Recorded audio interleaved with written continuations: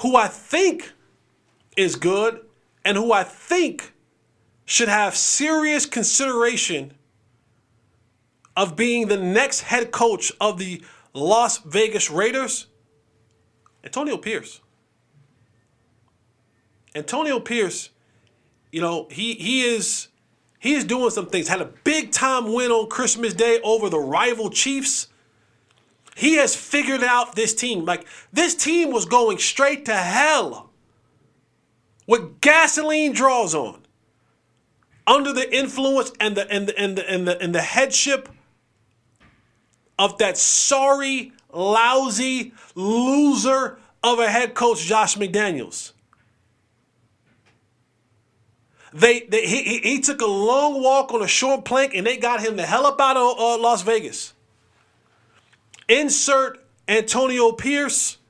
And I love the quote that Antonio Pierce said this week about just, you know, what have you done, and what have you done, coach, you know, in the terms of getting this team ready? He said, well, the first 4 weeks, I took inventory. I changed some things. I took notes. I see who was doing good here, good there, and bad there, and bad there. And I made some changes. And he said, I hate being called a player's coach. He said, I'm a right coach. He says, I'm going to coach what's right. I'm not a player's coach. I'm a right coach. And he says, there's nowhere for players to hide in this building. You will be accountable. He says, I will be accountable. My coaching staff will be accountable. The players will be accountable. So if you're wrong, you cannot hide. We will address it like men, respectfully. We will try our best to correct it, or we will change it. He said, I am a coach of right.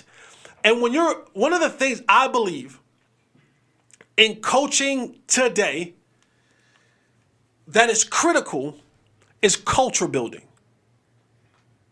I think that is paramount. If you're going to have a successful team in any sport, on any level, you have to build a culture of right. See, if you have pockets and places and groups where people can hide and the wrong is accepted, well, that's going to come out on Sunday or whenever you play. And I think when Antonio Pierce says, I am a right coach, that you cannot hide in my building, is that we're going to call you to the carpet if you are wrong. I'm going to praise you when you're right, but damn it, you will be held accountable. I think that is a culture that you want to continue to build of right.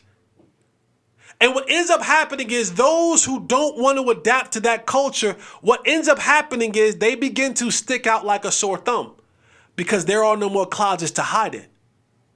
See, when you have coaches like Josh McDaniels who ain't accountable to his damn self, well, he now has players who go hide in these pockets and they don't have to be accountable and they don't have to show up to work and they don't have to do what you got to do. No, when you coach right and you make these folks accountable, those who don't want to be held to a certain standard, they begin to stick out like a sore thumb and now they alienate themselves